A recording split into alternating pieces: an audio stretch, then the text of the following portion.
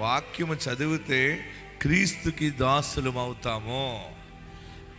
క్రీస్తుకి దాసులం అవుతే ఆస్తికి యజమానులు అవుతాము. మనం పాపమునకు దాసులం అవుతే నాశనానికి యజమానులు అవుతాం. క్రీస్తుకి దాసులమవు, యేసుకి దాసుడిగా మారు, యేసుకి దాసునిగా మారు. ఐశ్వర్యానికి యజమానుడు అవుతావు, ఆస్తికి యజమానుడు అవుతావు, ఆత్మను కలిగి పరలోక ఆనందాన్ని అనుభవిస్తావు. క్రీస్తుకి దాసుడిగా ఉండటం ఎంతో గొప్ప మేలు కలుగుతుంది. పాపమునకు దాసులు అవుతాం, తాగుడికి, అలాగే పొగ త్రాగటానికి, చుట్ట తాగటం, సిగరెట్లు తాగటానికి, వ్యభిచరించటానికి, లవ్ చేయటానికి, ఏదో అది లేకపోతే నేను ఉండలేను అన్నట్టు.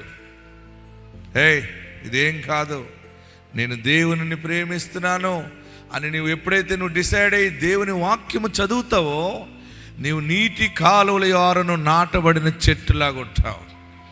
ఆమెన్.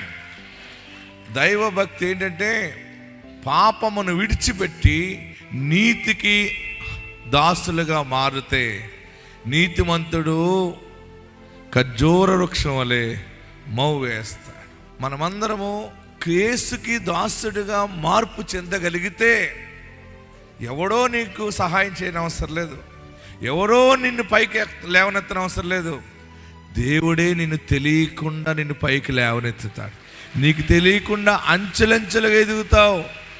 ఏంటి మనుషుడు ఇలా ఎదిగిపోతున్నాడేంటి, ఏంటి మనిషి ఇలా ఎదిగిపోయిందేంటి, ఇంత సంపాదించారేంటి, ఇంత గొప్ప వాళ్ళు అయిపోయారేంటంటే వారికి నీ నుండి వెళ్ళే సాక్ష్యం ఏంటంటే వారు యేసుకి దాసులుగా ఉన్నారు, వారు క్రీస్తుకి దాసులుగా ఉన్నారు, వారు పాపమునకు దూరముగా ఉన్నారని ప్రజలు సాక్ష్యమిస్తారు.